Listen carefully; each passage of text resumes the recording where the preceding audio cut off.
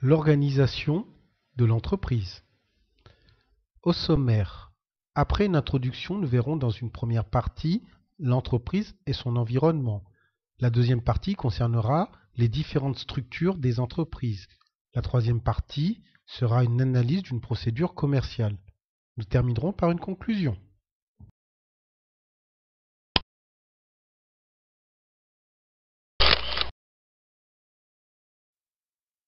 Une organisation dispose de moyens humains, financiers et matériels.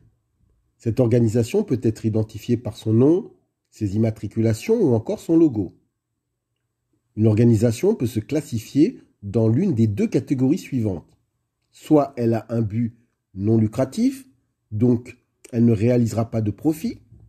On peut donner comme exemple les associations, les administrations ou encore les coopératives. Soit elle a un but lucratif, donc l'objectif principal est de réaliser des bénéfices. Nous étudierons dans ce chapitre cette catégorie que l'on nomme généralement entreprise. Ainsi, une entreprise doit être située dans son environnement, c'est-à-dire qu'il faut tenir compte de la concurrence, de la clientèle de ses partenaires, de ses projets, de son rayonnement géographique, local, national ou mondial.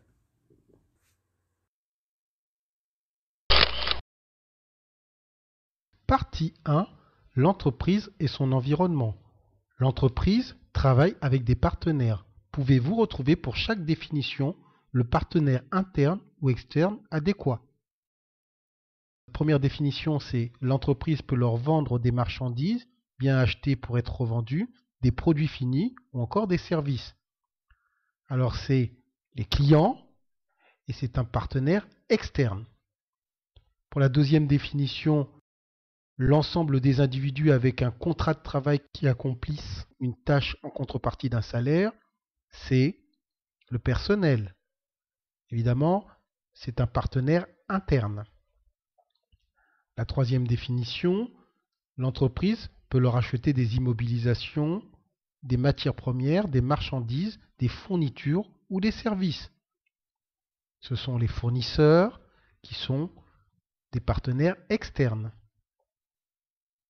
La quatrième définition, l'entreprise lui paye des taxes, des impôts.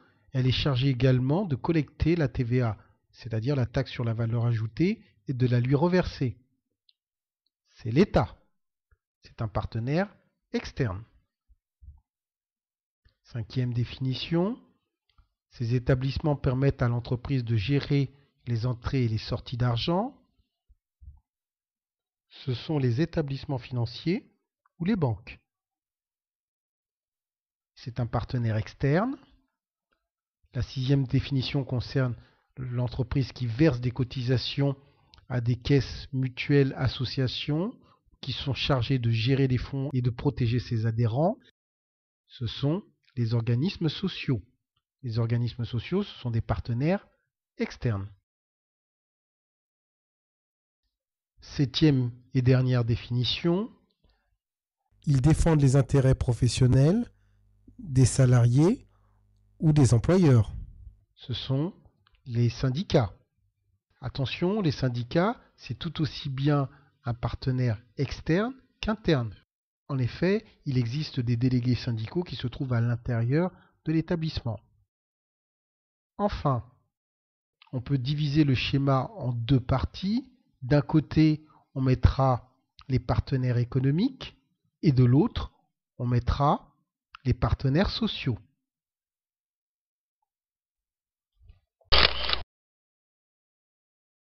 Partie 2. Les différentes structures des entreprises. La structure peut être définie comme l'ensemble des moyens employés pour diviser le travail en tâches distinctes et pour ensuite assurer la coordination nécessaire entre ces tâches. En fait, il s'agit de la répartition des tâches, des responsabilités, des pouvoirs et des communications dans l'entreprise. Alors nous allons essayer de trouver à partir des définitions ci-dessous la bonne structure. Alors la première définition, cette structure est en général adoptée lorsque l'entreprise est confrontée à de nouveaux challenges. La coopération du département ou intervenants extérieurs sont nécessaires.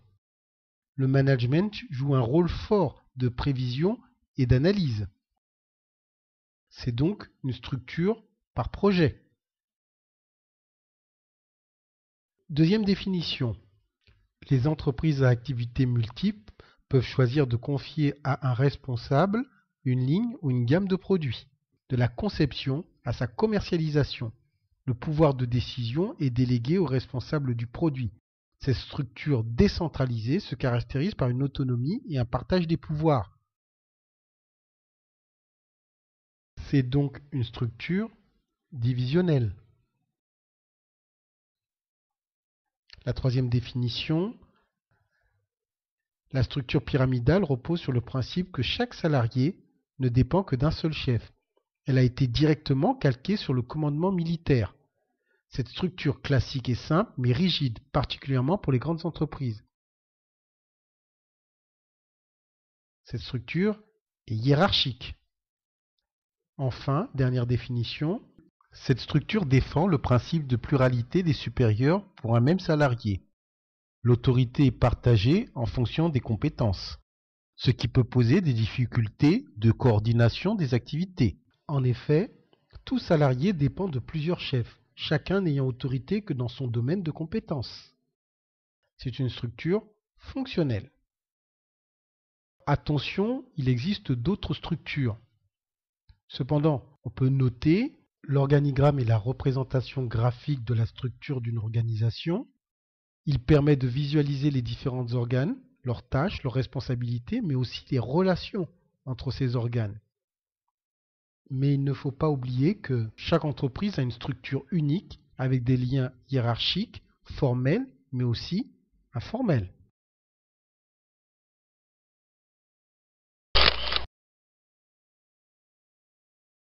Partie 3. Analyse d'une procédure commerciale. Retrouvez les différents documents utilisés sur ce schéma et déterminez pour chacun d'eux l'émetteur. Pour son activité commerciale, l'entreprise doit s'approvisionner régulièrement en marchandises, fournitures, matières premières. Pour cela, elle utilise un document qui récapitule les articles et les quantités voulues. C'est le bon de commande. Ce document est fait en double exemplaire et le double est classé dans les achats. L'ensemble de ces documents est bien établi par le client. Le bon de commande est envoyé soit par fax, soit par internet, soit par courrier au fournisseur qui va vérifier les quantités en stock, c'est-à-dire si elles sont disponibles, et la solvabilité du client, c'est-à-dire si le client est capable de payer avant d'accepter la commande. Si les contrôles sont validés, un accusé de commande est envoyé au client. En vue de la livraison, il y a un document à établir qui permet de suivre les marchandises livrées, c'est le bon de livraison. On établit aussi un document de suivi des marchandises livrées, mais qui est à faire signer par le client, c'est le bon de réception, qui est souvent la copie conforme, voire le double du bon de livraison. Alors le transporteur va livrer les marchandises chez le client. Les marchandises sont vérifiées, c'est-à-dire qu'il y a un contrôle qualitatif et quantitatif. Le bon de réception est retourné signé chez le fournisseur qui ensuite va classer ce document dans le dossier des ventes. La livraison et surtout le retour du bon de réception va permettre au fournisseur d'établir un document permettant de connaître le montant à payer. C'est la facture. Ce document est établi en double exemplaire dont le duplicata est classé dans le dossier des ventes. Ainsi, le client va recevoir la facture, contrôler son montant et à la date d'échéance, si le montant est correct, payer par un moyen désigné le montant de cette facture. C'est le règlement.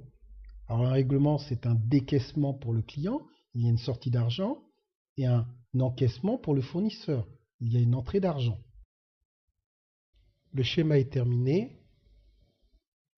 On peut noter que ce schéma montre l'importance de ces documents qui permettent d'établir un lien commercial, mais surtout qui servent de preuve en cas de litige.